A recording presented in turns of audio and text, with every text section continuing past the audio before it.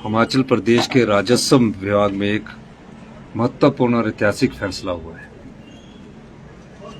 पहली बार माननीय राजस्व मंत्री जी के नेतृत्व में एक कमेटी गठित हुई थी और हमने ये फैसला किया जब हमारी सरकार बनी थी कि पुराने ढर्रे से जो व्यवस्था चली आ रही है उसको बदलने की जरूरत है। टेक्नोलॉजी का युग है और उस युग में हमें आगे बढ़ना है। हमें बड़ी खुशी है कि 10 जिलों में माई डीड नाम से ऑनलाइन रजिस्ट्रेशन की शुरुआत कर दी गई है और ये जिले हैं जिसमें पेपरलेस रजिस्ट्रेशन होगी, यानी कि तहसीलदार के चक्कर नहीं काटने पड़ेंगे। एक स्लॉट मिलेगा और एक ही बार उन्हें उस स्लॉट का समय जब मिलेगा तो रजिस्ट्रेशन के लिए आना पड़ेगा। हमारी सरकार इससे आगे बढ़कर और सोचती है कि आने वाले दिनों में हमारी सरकार घर बैठ के आपकी ज़मीन की रजिस्ट्री होगी, मकान की रजिस्ट्री होगी।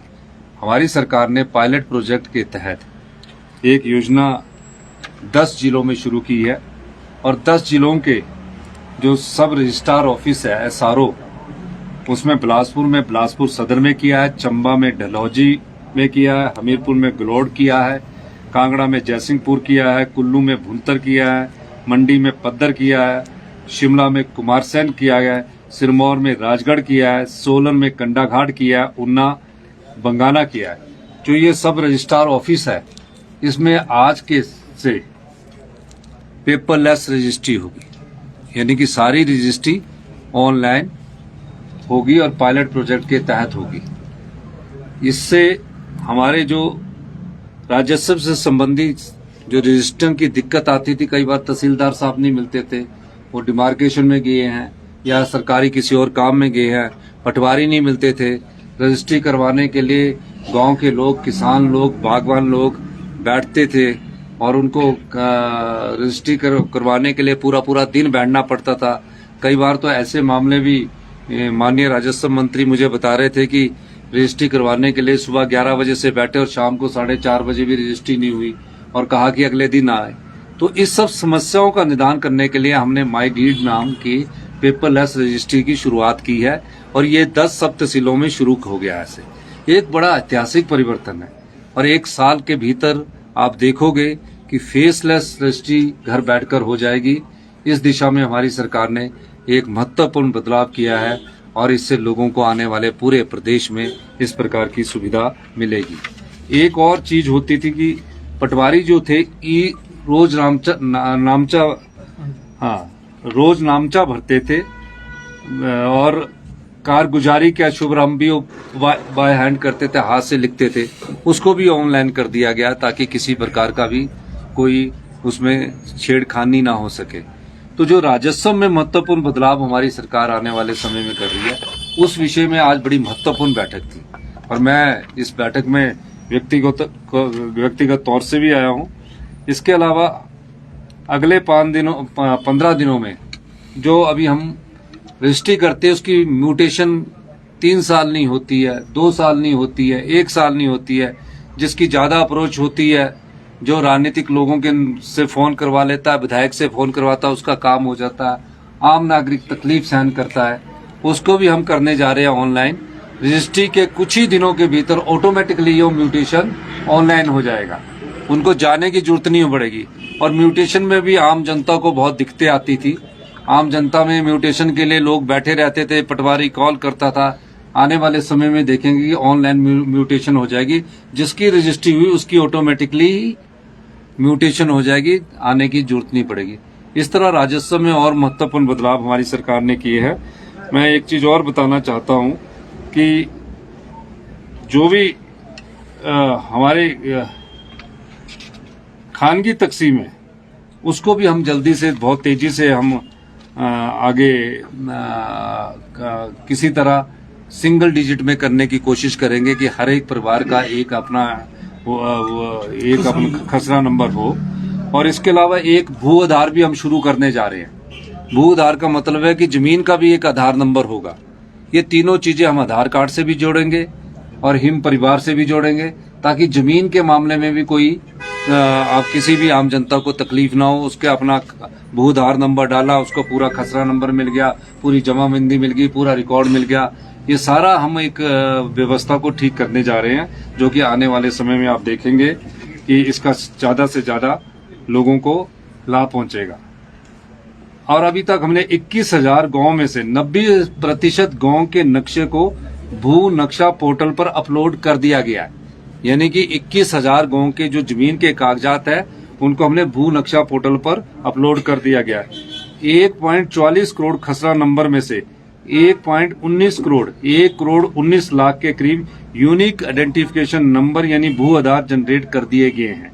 83% खसरा नंबर का भू आधार नंबर जनरेट कर दिया गया है। यानी कि 83% जगह का जो विभिन्न मालिकों के नाम पर है उनका भू आधार नंबर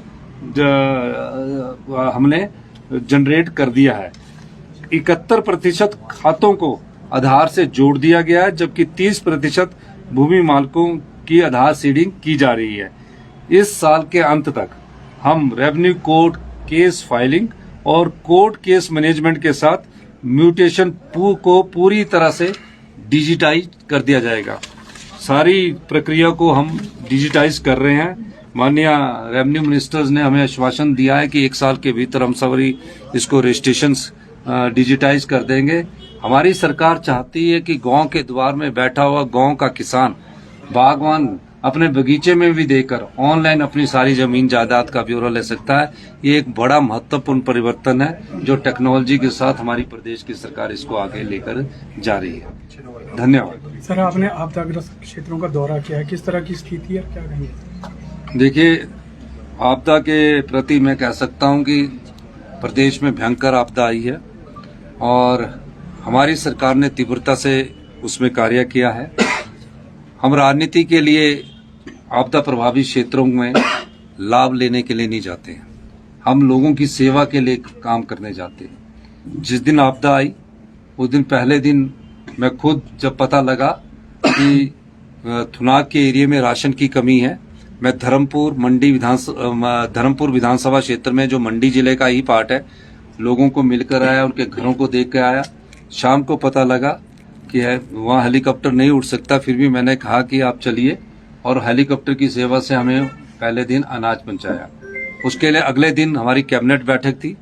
हमने कैबिनेट बैठक में मुकेश अग्निहोत्री जी जो हमारे उप मुख्यमंत्री थे उन्हें तुरंत प्रभाव से भेजा और उन्होंने विभिन्न क्षेत्रों का दौरा किया और पानी की योजनाओं के संबंधित में जो अधिकारी थे उन्हें दिशा निर्देश दिए। उसके बाद हमारे पीडब्ल्यूडी मिनिस्टर विक्रमादित्य सिंह जी गए, उन्होंने वहां हमने जितना देखा कि जितनी जल्दी सड़कों का खुलनी चाहिए, सड़कें खुली नहीं थी और सारी सड़कों को खोलने के लिए तकरीबन 100 के करीब जेसीबी हमने लगवाई।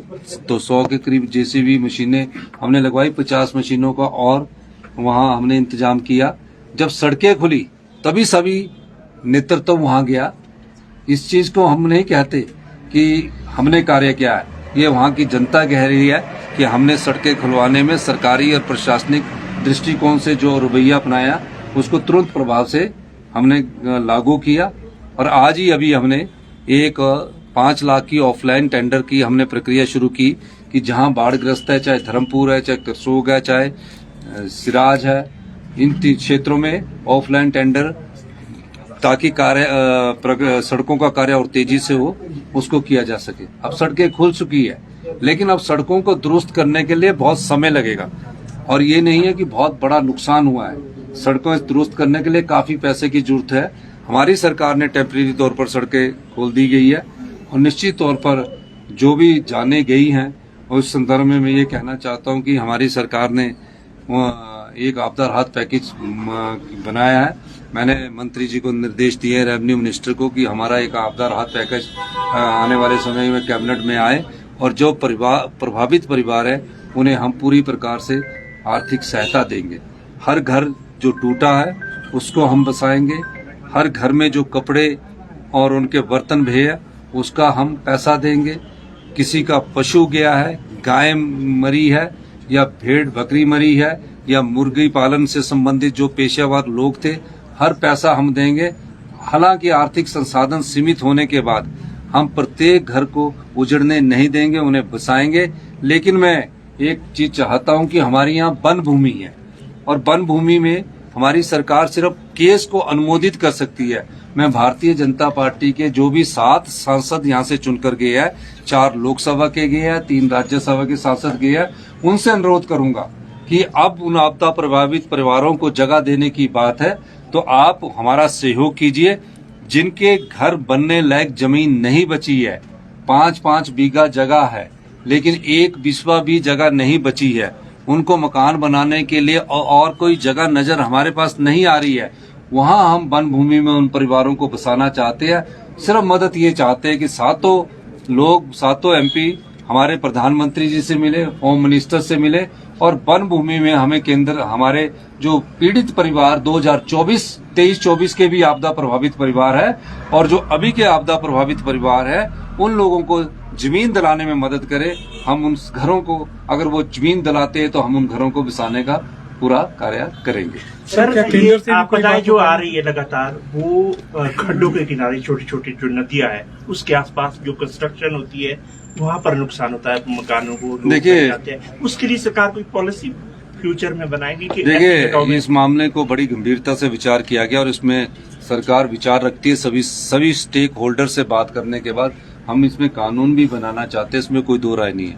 लेकिन मैं ये कहना चाहता हूं कि जब ये घर बने थे तब क्लाउड बस्ट जैसी घटनाएं नहीं होती थी, क्लाइमेट चेंज नहीं था 40-50 वर्ष पहले। उन विचारों ने उस समय की परिस्थितियों के हिसाब से घर बनाए, लेकिन आज के बाद जब से ये आपदाओं का प्रकोप बढ़ा है, कहर बढ़ा है, हमारी सरकार सब प्रकार से पिछली आपदा के समय से ही हमने कानून बना दिया है कि नदी नालों से आप 10 मीटर 50 मीटर दूर रहिए। लेकिन जो बसे हुए हैं उन परिवारों के पास जगह नहीं है।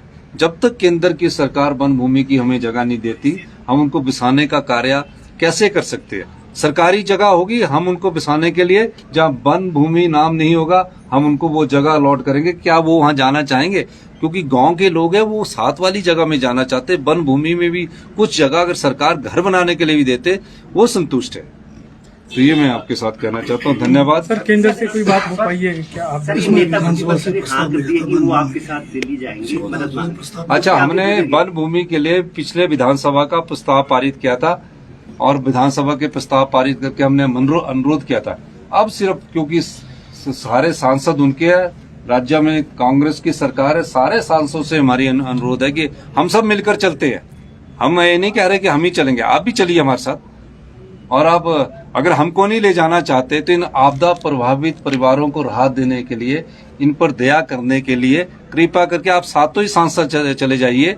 हम आप ही को श्रेय देंगे। श्रेय लेना हमारा दायित्व नहीं, हमारा काम सेवा करना है। तो हम सेवा करने की राजनीति में विश्वास करते हैं, श्रेय लेना हमारा दायित्व नहीं है। अगर ये वन भूमि पर वन अधिनियम के तहत जगह उपलब्ध करवाते हैं तो हमें कोई दिक्कत नहीं होगी। धन्यवाद। सर, केंद्र सरकार ने जो है विभिन्न राज्यों के लिए आपदा जारी की है और मिटिगेशन के लिए वो फंड दिया है, लेकिन नहीं, ये मिटिगेशन का जो फंड है, ये केंद्र सरकार हर साल हर राज्यों को जारी करती है। इसकी 2 इंस्टॉलमेंट्स होती है। जो फाइनेंस कमीशन है वो सभी राज्यों के लिए एक लिमिट करता है।